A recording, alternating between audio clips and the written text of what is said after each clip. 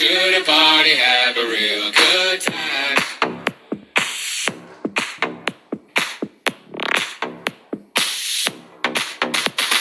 Dancing in the desert, blowing up the sunshine.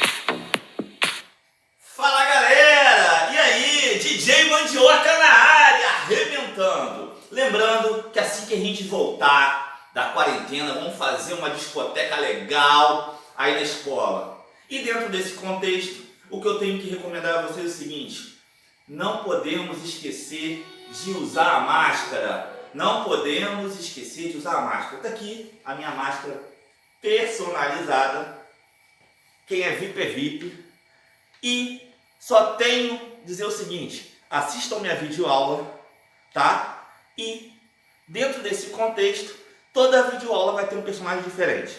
E vamos para o final da nossa agora.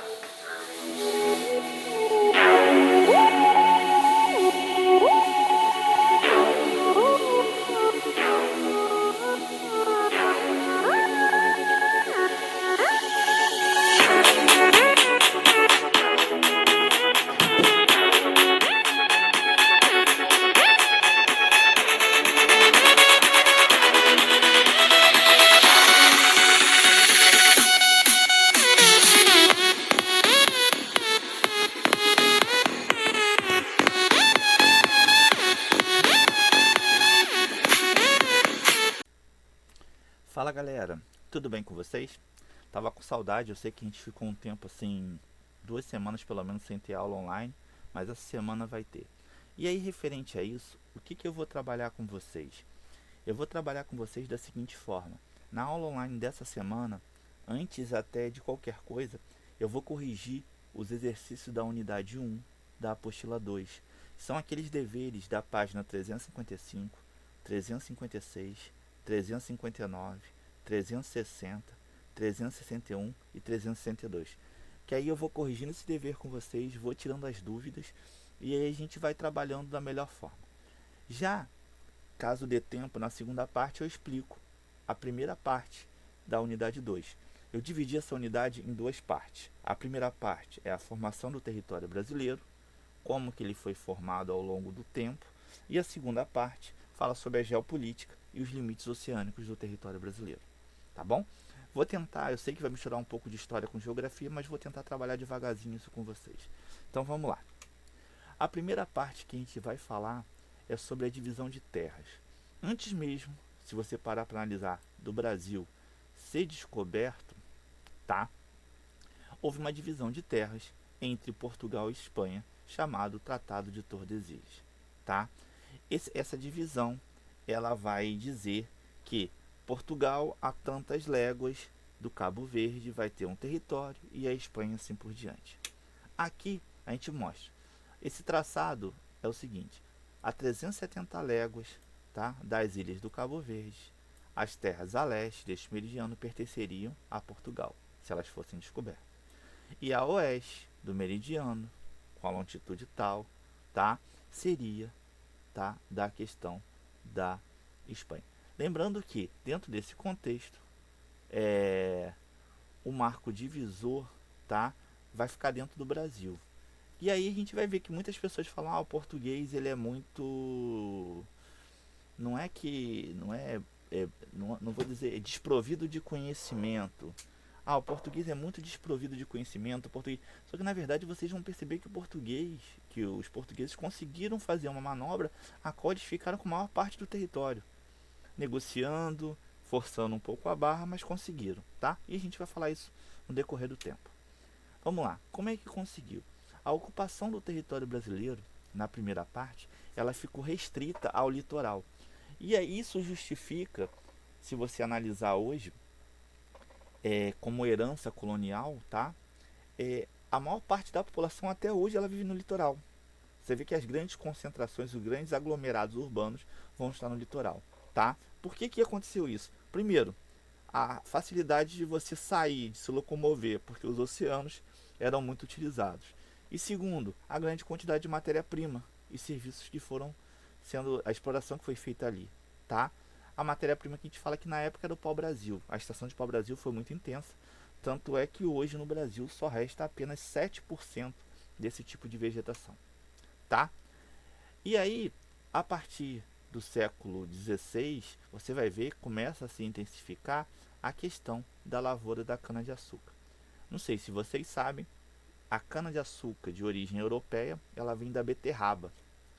Então, eles começaram a implementar esse tipo de cultura devido às características de solo, às características climáticas, e você vai ver que a população começa a se fixar, tá? E aí vão surgir as primeiras vilas e cidades. Só ressaltando que a primeira capital do Brasil foi Salvador, tá? E quais foram as cidades que foram surgindo? São Vicente, Olinda, Nossa Senhora da Vitória, São Sebastião do Rio de Janeiro, que é o Rio de Janeiro, tá? Salvador, e assim foi se tornando, tá? E Salvador se tornou a sede do governo português. Dentro dessa questão, a atividade açucareira começou a ganhar muita força, tá? Por que começou a ganhar muita força? Porque ele teve boa aceitação na Europa, e na Europa o açúcar era raro e muito caro, tá? Então os holandeses começaram a financiar a construção dos engenhos, que eram baseadas na questão do plantation, tá? Que são monoculturas, latifúndios, grandes propriedades voltadas para exportação, tá bom? Dentro desse contexto, eles começam a perceber que eles tinham que ocupar, povoar, para não perder terras. E aí eles começam a incentivar as capitanias hereditárias, tá? O que foram essas capitanias? Essas capitanias, eles com medo de que essas terras fossem invadidas, eles chamaram portugueses, pessoas que tinham dinheiro para poder produzir e doavam as suas propriedades para poder as pessoas produzirem, só que elas tinham que ter dinheiro e escravo para fazer essa produção. E assim foram doadas várias capitanias hereditárias, tá? Você vai começar a perceber que dentro desse contexto começa a desenvolver a questão da pecuária, mas mais para o interior do território brasileiro, tá? Por que o interior? Porque são áreas que não era propícia para a produção de cana-de-açúcar, tá? E vão começar a surgir os primeiros núcleos no território, no interior brasileiro, de povoamento. No século XVII, vocês vão ver o surgimento de drogas de sertão. Que drogas são essas? Não são drogas. São especiarias como canela, cravo, tabaco, tá? Cacau. E começam a perceber que isso teria grande valor comercial, tá? E eles começam a adentrar dentro do continente e retirar esse tipo de droga, de produtos para poder vender, tá bom? Dentro desse conceito, você vai ver que a região do sul do Brasil começa a intensificar a questão da criação de gado, até para não perder aquele território, tá? E você vai ver que há descoberta de jazidas de ouro e diamante na região mais central do Brasil. E aí vocês vão ver que determinados povoados vão para aquela região também. Ou seja, a economia é que diz onde a população vai ficar. Por que eu falo isso? Se você parar para analisar nos dias atuais, geralmente uma pessoa que está desempregada, ela vai para uma região onde tem emprego para ela, tá? Exemplo, Macaé durante muito tempo foi um município no estado do Rio de Janeiro que estava gerando muito emprego por conta da questão do petróleo. Então muitas pessoas foram morar em Macaé em busca de uma melhor qualidade de vida. Então vocês vão perceber que a população ela vai se mudando, vai se modificando de acordo com a questão financeira, com a questão da oportunidade de emprego. E não diferente daqui também. Vocês vão perceber que a população e os portugueses começaram a moldar de acordo com o que dava mais rentabilidade para eles, tá? No século XVIII, o governo português se transfere do Rio de Janeiro, se transfere de Salvador para o Rio de Janeiro, porque o Rio de Janeiro está mais próximo dos núcleos, tá? E aí ele começa a ultrapassar a questão do território, que já estava ultrapassado, e vai ter que começar a negociar com a Espanha essa invasão que ele estava ocorrendo. E aí começa, tá, a discussão em 1750. Por quê? Ele estava usando como conceito os acidentes geográficos e Portugal invadiu realmente uma grande parte do acordo. E aí eles começam a fazer começam a elaborar determinados acordos para poder não perder e não gerar um certo conflito. Portugal cede uma parte à colônia de Sacramento, a Espanha cederia outra parte e eles começaram a negociar essa questão. E aí, esse Tratado de Madrid, que começa a trabalhar, foi anulado pelo Tratado de El Pardo. E aí você começa a perceber que as políticas elas foram sendo negociadas, mas não foram sendo resolvidas. Aonde ela realmente foi resolvida?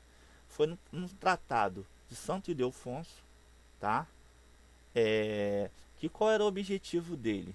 Ele estabelecia, tá, que os espanhóis teriam direito à colônia de Sacramento e a de Sete Povos, em contrapartida, os portugueses receberiam a ilha de Santa Catarina. E aí começa a se acalmar. Em 1801, houve a assinatura do Tratado de Badajoz, que terminam as tensões entre Portugal e Espanha. Por quê? Ali eles definiram as fronteiras, realmente. A Espanha abre mão do controle sobre Sete Povos de Missões e Portugal desocupou definitivamente a região do Sacramento. E aí, essa tensão do Tratado de Tordesilhas foi acalmada com esse acordo aqui. Tá? O que aconteceu? No século XIX, o Brasil se torna independente. E aí ele começa a construir um Estado soberano. Se você parar para pensar, está passando uma novela, a novela das 6, que está falando exatamente isso. Do período, de como aconteceu, como o Brasil vai se tornar soberano. Tá? Quem quiser assistir, é uma novela, mas é até interessante. E aí a cana-de-açúcar vai perder espaço para o café. O café começa a crescer muito nessa época. E aí áreas como Rio de Janeiro, Espírito Santo, Minas Gerais e São Paulo começam a ganhar mais força. Por isso essas áreas, vocês vão perceber que são a região sudeste é a região mais povoada do Brasil. Tá? O que aconteceu? Também nesse mesmo período vocês vão ver que começa a extração, a exploração da borracha, do látex na Amazônia. E dentro desse contexto, essa extração da borracha, o Brasil ficou interessado na região que hoje é o Acre. E aí, através do Tratado de Petrópolis, ele anexa essa região, tá, por 2 milhões de libras ao território brasileiro. Ele teve que ceder algumas coisas, teve que fazer algumas questões, mas ele acabou conseguindo. Galerinha, pois bem, a aula de hoje termina assim. E a partir da próxima, a gente começa a trabalhar a questão da geopolítica e os limites oceânicos. Espero que tenham gostado. Foi uma aula mais contando a história do processo de formação. Tá? Tentei resumir bastante. Um forte abraço. Que Deus abençoe vocês.